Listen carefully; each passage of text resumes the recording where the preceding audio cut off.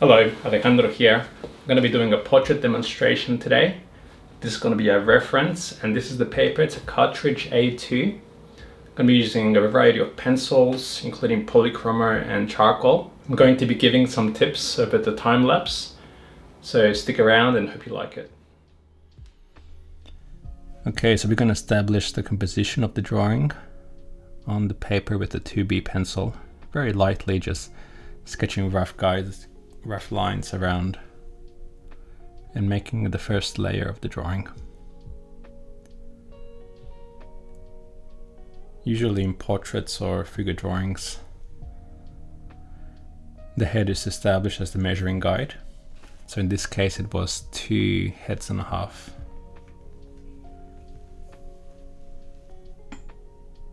And this first layer, it's just a kind of like a really rough first go at the drawing.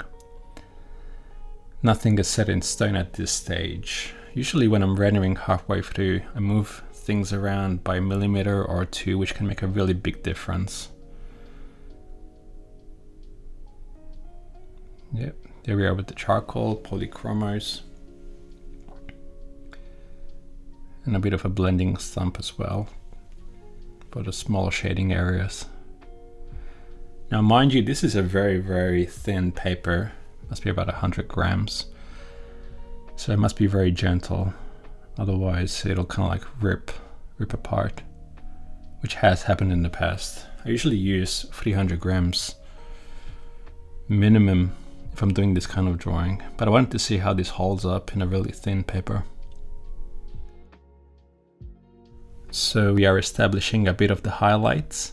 The beauty about charcoal is that it is a very erasable medium, and bringing out the highlight values is pretty easy.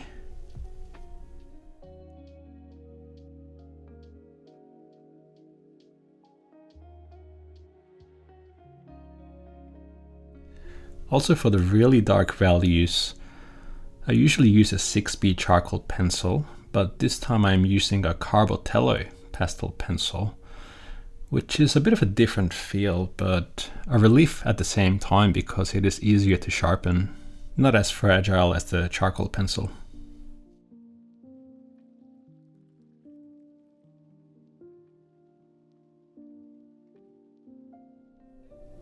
And there we go, working on the forearm.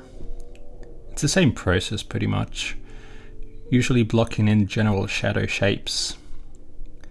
At the initial stages it can look rough, but with a charcoal pencil, kneaded eraser or pencil eraser we can smoothen this out.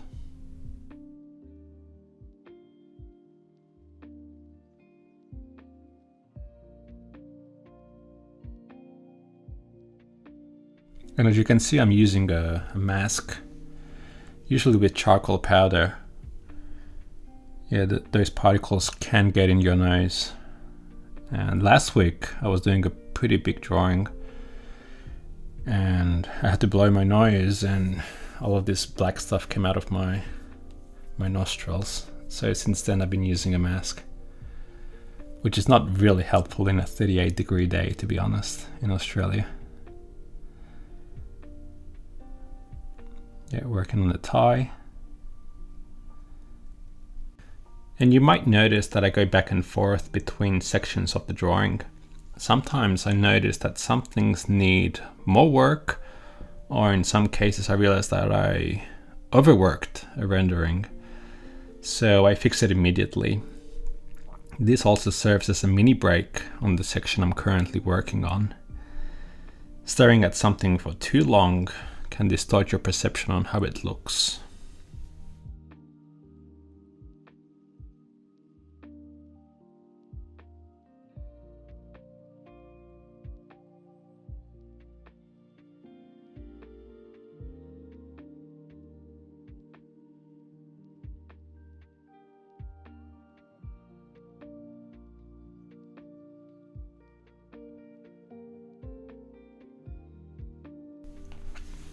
To be honest, I was a bit overwhelmed by the amount of work that the shirt required. There was a lot of information in terms of values, the foldings, and in cases like these, I like to divide and conquer, meaning that I break the section into even smaller sections so I can focus on one at a time. In this particular scenario, I divided the shirt just by looking at some of the main foldings. Which brings an interesting point in regards to being overwhelmed. Sometimes I feel I'm afraid of getting the drawing started. And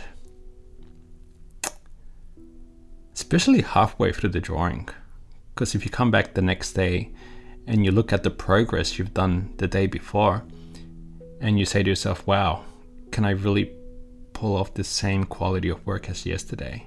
And this can lead to procrastination and all kinds of pretty bad stuff for your creativity. So in this case, I like to set a timer, usually around 30 minutes. The first 15 minutes can be hard and a drag, but by the end of the 30 minutes, I get into the drawing and start to enjoy it. And this creates a snowball effect. So it works almost all the time, not all the time, but usually.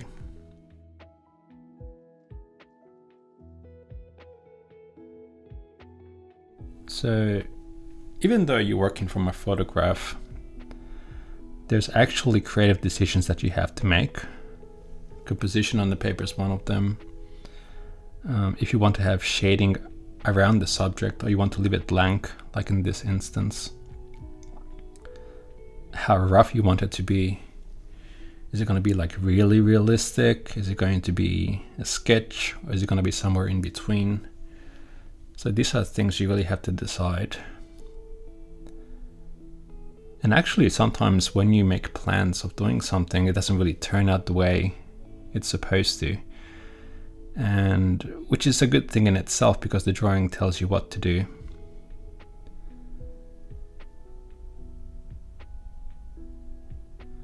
But usually it's a good idea to kind of like stick to a plan, for sure. Here we go with the ear. Out of habit, it's kind of like the last thing I do out of the facial features. I don't know why.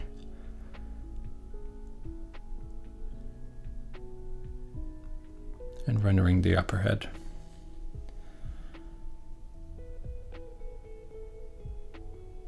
Now this is something I should have done in the beginning, because the particles of charcoal are descending on the bottom of the drawing.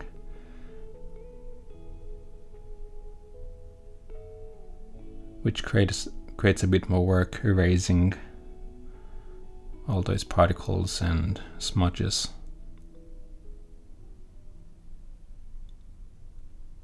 And with the pastel pencil, just filling in the slots that the brush didn't catch on.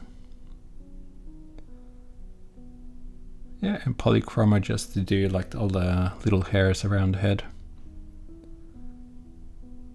And we're about to finish the drawing now. I'm pretty stingy when it comes to cleanliness around the drawing on the paper. So smudging and fingerprints, those things I do not like to have. So I just take care at the end, just erasing all of those little bits and make it presentable and ready for framing.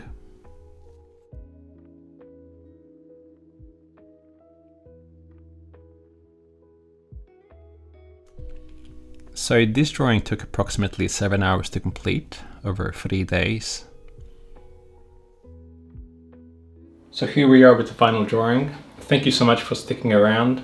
I hope this video was helpful, and don't forget to subscribe and like and follow my channel for future videos. Thank you.